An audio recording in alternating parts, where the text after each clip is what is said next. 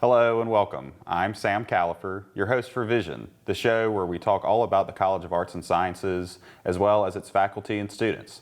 Today, I'm joined by Dr. Ben Porter, an assistant professor in the Department of Psychology, whose research focuses on military and veteran health and well-being by examining large, publicly available data sets. Thanks so much for being here. Thanks for having me.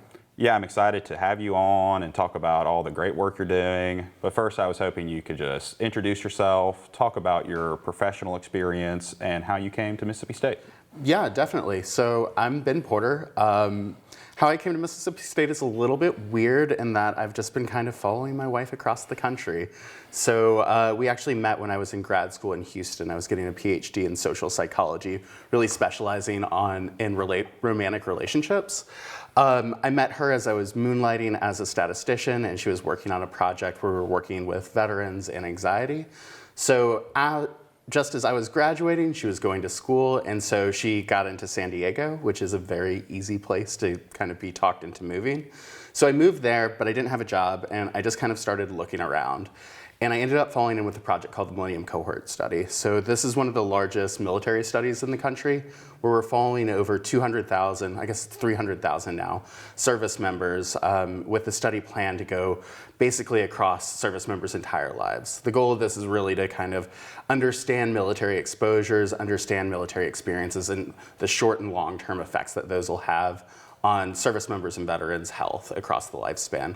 So I kind of went from romantic relationships to military health, but it worked out really well. So that's kind of where I blossomed, and I got really into kind of the study of military health and kind of got really excited about the things that I could do with that study. So I just kind of kept on following my wife across the country. We ended up in San Antonio for a year, and then she got a job here. And so I worked for a couple of years at the SSRC, which was a really fun experience. So that's where I kind of got into some of the data sets that I like to use. So learn more about Twitter and how to access Twitter and things like that. And then this past year, I started a position in the Department of Psychology. So this is my first year as an assistant professor. Great, yeah, and it's interesting to see how your career has grown. You know, you knew you were interested in social psychology, but really where your niche was, you took you a minute to figure that out. Yeah. And it's so interesting, yeah, I mean, so your research mostly focuses on veteran and health and well-being. Yeah. And it's an interesting approach, I think. You use your background in statistical analysis to look at the trends that appear in these large data sets. So super interesting work. And I was hoping you could just talk about, you know, what a typical research project looked like and what are you trying to discover? Yeah, definitely. So there's kind of not a typical research study for me, because when you're using archival data, somebody else has come up with it. They had their own purpose for the data. You're just kind of coming in afterwards and trying to figure out what you can find from it. I did think of a good example though. So I'm working with a graduate student from counseling department, Kevin Meredith, and we found this study called the Healthy Mind Study. Basically is a study that's looking at college well-being, so college students' well-being across the entire nation. They happen to ask about veteran status, so that kind of flips the switch for me that we're able to look at it. So that specific study, we're looking at how veterans and service members feel, kind of how comfortable they feel on campus, how much they feel like they belong. So previous research has shown that veterans don't feel quite as belonging on campus as other groups on campus, so I guess kind of traditional college students. But I'm kind of interested about why. So we were able to take that study, and we've been pulling in all sorts of other data sets. So Kevin went through each school's, basically their website, to see if they had veteran resources, what sort of resources there were. We were looking at state data sets, we're looking at voting patterns in the county. So we're kind of pulling all these different aspects into this core aspect of, is there going to be a difference and can we understand it? So it's a little bit of a Frankenstein's monster, but each one of them is individual. And the thing that I really like about it is that it's not any additional burden. So I'm not going out and making veterans answer another survey, because honestly, veterans answer a lot of surveys already. And so anything that I can kind of figure out without making them do another one is kind of a good thing for me. Sure, and it seems like a very inventive approach to find data sets that are already there, Yeah. and combing through it instead of trying to, like you said, do a new survey or try to get funding to do a new survey. The data's already out there, and Yeah. so you are looking at it and seeing what you can already find out. So super interesting, and I think people might be unaware of how common the statistical analysis is in your field. And so I was hoping you could speak to that approach as well as other, inventive or novel methodologies that have come out of the social sciences. Yeah, so social sciences are really heavily reliant on statistics.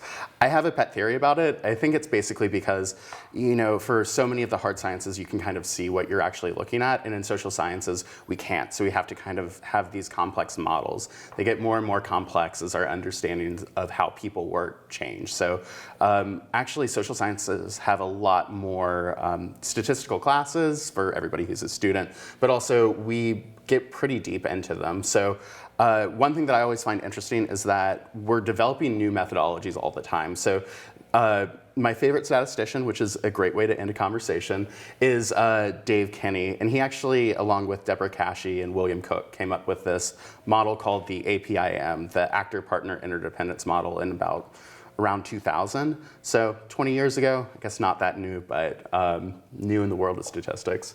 But that model is basically looking at how two people interact. So it kind of breaks apart different interactions. So just as an example, let's take someone giving an interview and someone taking an interview, or I guess providing an interview, an interviewee, and the different things that go into it. So you're pulling in a bunch of things that you have. So the way that you can elicit answers your comfort on screen. I'm pulling in my own things too, so I'm not very comfortable on camera. I make bad jokes when I'm uncomfortable. So there's these two different aspects that are going on, and then there's the interaction between us too. So how much my bad jokes annoy you are gonna be something that's kind of idiosyncratic between the two of us.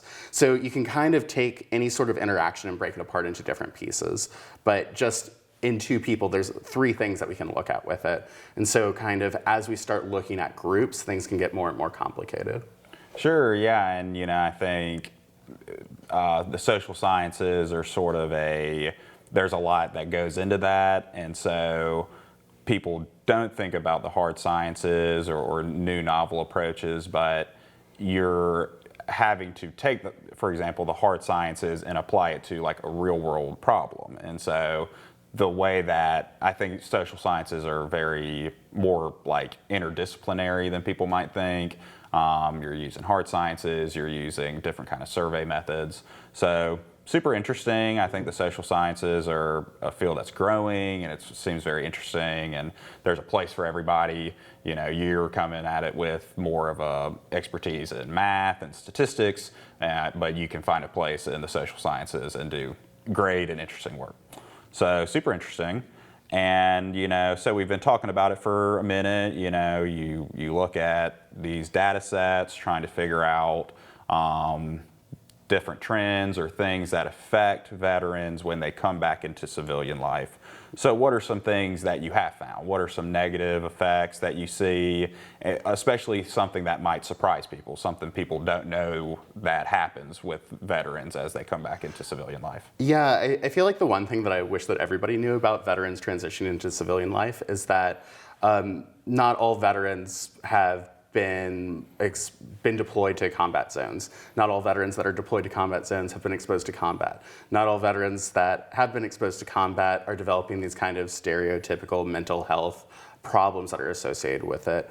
It's actually a big problem, especially with hiring, that there's veterans themselves perceive that there's a lot of stigma against them for hiring practices. So feeling like people might not trust them, might not feel like they're able to do the job because of their military experiences. And they're kind of justified in that because there are a lot of people who do have these reservations about hiring veterans. But they're really not very founded on anything. That it's just kind of people have developed these stereotypes about what veterans are, or they've watched like a news article about something, and then suddenly they kind of create this over-encompassing idea that veterans are going to have PTSD and they're going to be unstable and have problems, where that's just not going to be the case. So I think that that's the take-home message that I tell anybody who's willing to listen to me about it. But one thing that we actually found from our own research is I was kind of expecting there to be kind of a transition adjustment period. So we were using the Millennium Cohort Study to basically look to see if there's a small uptick in kind of anxiety and other negative mental health kind of symptoms across the transition to civilian life. And we really didn't find it. So there are some subgroups that are kind of having a problem with that transition, but a lot of groups, they're not anxious when they're going through, they're not feeling bad, they're not kind of having these negative emotions that I was actually surprised to see, because it's a big transition between the military and civilian life. There's, fundamental differences between being a service member and being a civilian. And I always thought that that would be kind of a pretty hard transition to go from, but it seems like service members are doing a pretty good job about transitioning into civilian life. So that was something that was really nice to see. Sure, yeah, that is so interesting. I think people, like you said, they see a movie or they read articles, but no veteran or military personnel has the same experience. It's always different, and that's something important to keep in mind. Yeah, it really is. I mean, so I never was in the military myself, but it's just everybody that I've talked to, so many people have had so many different experiences, there's so many ways to join the military and so many jobs inside the military that, kind of trying to extrapolate to everybody it's basically impossible. I mean, we have 1.2 million service members right now. Wow. That, everybody's situation is kind of different and everybody's experiences are going to be pretty different. So trying to lump people together just doesn't really work very well. Sure, yeah, I think that's a great take-home message, an important thing to keep in mind, and great to hear. And, I wanted to have you on this month because in just a few days, it's going to be Memorial Day, which commemorates the men and women who died during their military service for the United States. So I wanted to hear your take on it. What is the significance of Memorial Day for you, and how do you hope your research will improve the lives of veterans who are still with us? Yeah, definitely. So Memorial Day for me, like you said, it's all about the service members who have fallen in combat. So I looked it up, and there's about 1.3 million service members who have been fatalities across all of our different conflicts across the history of the US. So it's a pretty sizable number of people. It's a really sizable number of people. So for me, it just kind of makes me take a step back and reflect on all the sacrifices that people have made. It also is a little bit of a push for myself to try to do a little bit better in everything that I do, just to, be, I guess, worthy of that sacrifice a little bit more. As far as what I'd hope for my research to do, honestly, the goal for all my research is always to help people. So anytime that I'm designing a study, I generally have some sort of goal in mind. It might be something really specific, so I've done work specifically on policies, so trying to understand, kind of what sort of policies would help people better. So the example I used earlier about looking at mental health, it's one of the takeaways that we had in that was that maybe we need to extend the critical region after people separate from the military a little bit longer, just to make sure that mental health resources continue to be available to veterans across more than just that first year. So great to hear. Thank you for speaking with me today and telling me all about that great work. And thank you all for tuning in to this episode of Vision. We'll see you next time.